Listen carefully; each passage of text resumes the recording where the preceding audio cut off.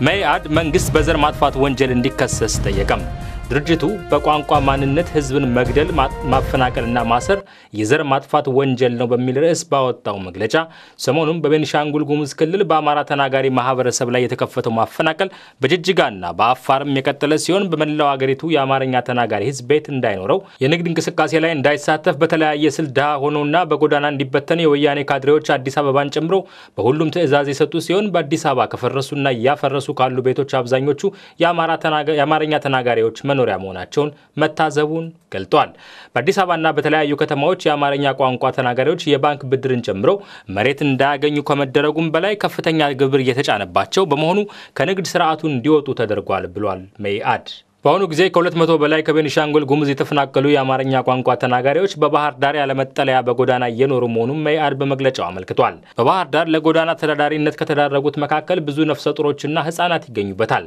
አገዛዙ ከመጀመሪያው ጀምሮ የአማርኛ ተናጋሪውን ህዝብ በብሔራዊ ጨቋኝነት በመፈረጁ በአርባ ጉጉ፣ በበደኖ፣ በአርሲ፣ በባሌ፣ በጋምቤላ እንዲጨፈጨፍ ሲያደርግ አገዛዙ ምን ያህል የአማርኛ ተናጋሪውን ህዝብ ለማጥፋት እንደፈለገ አመላካች ነበር የሚለው መኢአድ ከአንድ ዓመት በፊት በቤንች ማጂ ዞን በጉራ ፈርዳ ወረዳ በከፍተኛ ጭካኔ በአማርኛ ተናጋሪ አርሶ አደር ሴቶች፣ ነፍሰ ጡር ህፃናትና ሽማግሌዎች ላይ የተጀመረው ጭካኔ የተሞላበት ስደት ተባብሶ ቀጥሎ በየጎዳናው የሚጣለው የኔ ቢጤ ከመሆን አልፎ ለአውሬና ለአሰቃቂ ሁኔታ የተጋለጠው የአማርኛ ቋንቋ ተናጋሪ ህብረተሰብ ቁጥር እየጨመረ በቤኒሻንጉል፣ በጅጅጋ፣ በአፋርና በአንዳንድ የኦሮሚያ ክልል እየቀጠለ ነው ብሏል።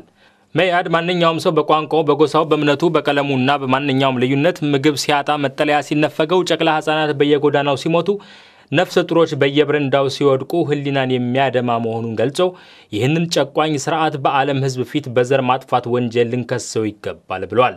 በቤኒሻንጉል ጉሙዝ ከ5000 ያላነሱ ኢትዮጵያውያን እንዲፈናቀሉ መደረጉን መዘገባችን ይታወሳል። ይህ በእንዲህ እንዳለ ወይዘሮ ኢትዮጵያ ይልማ የተባሉ የ67 ዓመት አዛውንት ልጄ በእሳት ተቃጥላ እንድትሞት ተደርጋለች፣ ቤቴን ተነጥቄና ንብረቴ ወድሞ ከሐረር ተባረርኩኝ ሲሉ ለፍኖተ ነጻነት ጋዜጣ ተናግረዋል። ወይዘሮ ኢትዮጵያ ይልማ የሚባሉት እኚሁ እናት የ75 ዓመት አዛውንት የሆኑት ባለቤታቸውም እንደሳቸው ሁሉ ጎዳና ላይ መውደቃቸውን ከእንባቸው ጋር እየታገሉ መግለጻቸውን ጋዜጣው ዘግቧል። በሐረር ከተማ ቀበሌ 17 ውስጥ ከ30 ዓመት በላይ ኖሬ ሀብትና ንብረት አፍርቼ እኖር ነበር። አሁን ግን በአካባቢው እንዳልኖር ተደርጌያለሁ የሚሉት ወይዘሮ ኢትዮጵያ ይልማ ከ30 ዓመታት በላይ የኖርኩበትን ቤቴን የወረዳው አስተዳዳሪና የወረዳው ፖሊስ አዛዥ አስጠርተው ቤትሽን ለወይዘሮ አኒሳ መሐመድ ሸጠሽ ግቢው እንድታስረክቢያት እንዳሏቸው ገልጠዋል። እኔ ቤቴን የመሸጥ ሐሳብ የለኝም። ቤቴን ሽጬ እየተወድቃለሁ። አልሸጥም አልኳቸው። እምቢ ካልሽ ከአገራችን እናባረርሻለን፣ በገንዘብ አልሸጥም ካልሽ በባዶ እጅሽ ተባረሽ ወደ አገርሽ ትሄጃለሽ አሉኝ። እኔ ሌላ ሀገር የለኝም፣ የሚሄድበትን ቦታ የለኝም። መንግስት ባለበት ሀገር ቤትሽን ተቀምተሽ ውጪ የሚለኝ የለም ብያቸው ተመለስኩኝ በማለት የችግሩ መነሻን አስረድተዋል። ጎስቋላዋ 67 ዓመት አዛውንት እናት በማያያዝም በማግስቱ እኔ ቡና አፍልቼ ባለቤቴም ጫማውን አውልቆ ፍራሽ ላይ አረፍ እንዳልን አንድ ፖሊስ በሩን በሰደፍና በእርግጫ መጥቶ በረገደው። ምንድነው ብለን ስንወጣ ከ30 በላይ ፖሊሶች ቤታችንን ከበውታል። ይህች ናት ነይ ውጪ ብሎ ለ2-3 ሆነው ጎተቱኝ። እባካችሁ ምን አደረኩኝ ብዬ ስለምናቸው አንቺ ለህግ አልገዛ ያልሽ አመፀኛ ነሽ፣ ወንጀለኛ ነሽ እያሉ መሬት ለመሬት ጎተቱኝ። እባካችሁ ምንም የሰራሁት ወንጀል የለም ብዬ ጮኩኝ። ጎረቤት ተሰበሰበ። ምንድነው ብሎ ጠየቀ። ማንም ምላሽ አልሰጠም የሚሉት ወይዘሮ ኢትዮጵያ ሟች ልጃቸውን በሐዘን ተውጠው እያስታወሱ ይቀጥላሉ። ልጄ ባላግብታ የምትኖረው ሌላ ቦታ ነው። ቀን ቀን ምግብ እየሰራች ትሸጣለች። ፖሊሶች እናትሽን ከበው እየደበደቡ ነው ብለው ጎረቤት ሲደውልላት ሮጣ መጣች። ደርሳ ምን አድርጋ ነው ብላ ብትጠይቅ ቤቱን አስረክቢ ስትባል እምቢ ብላ ነው አሏት።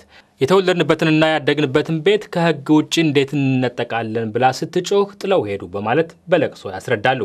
ወይዘሮ ኢትዮጵያ ይልማ ያን ዕለት ማታ ልጄ ምግብ የምትሸጥበት ቦታ 2 ሰዎች ተመጋቢ መስለው ከገቡ በኋላ ረመዳን የተባለ ፖሊስና እንዳለ ግርማ የተባለ ወጣት ቤቱን አስረክቡ ስትባሉ አናስረክብም የምትሉት ለምንድን ነው ብለው ረመዳን ልብሷን ሰውነቷ ላይ ጋዝ ሲደፋባት እንዳለ ግርማ የተባለው ላይተር ለኩሶ አቃጠላት።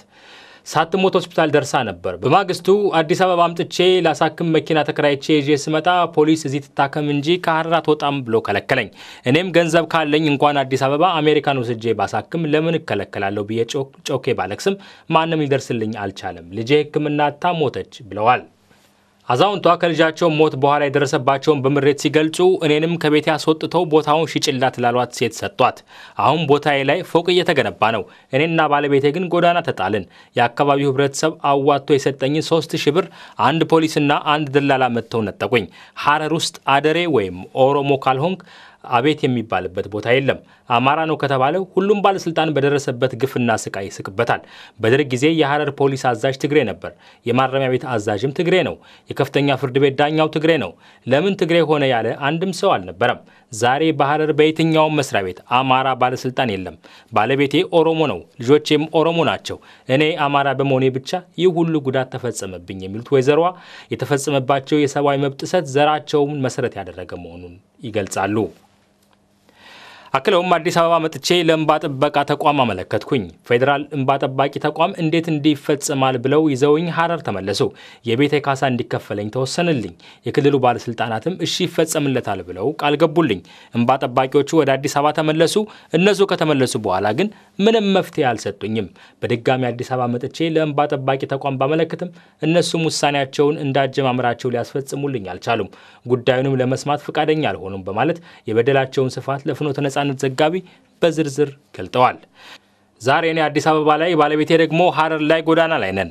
መፍትሄ ማግኘት አልቻልኩም ሲሉ ተስፋ በመቁረጥና በምሬት ተሞልተው በለቅሶ የመንግስት ያለህ የህዝብ ያለህ በማለት ጥያቄያቸውን ማቅረባቸውን ጋዜጣው ዘግቧል።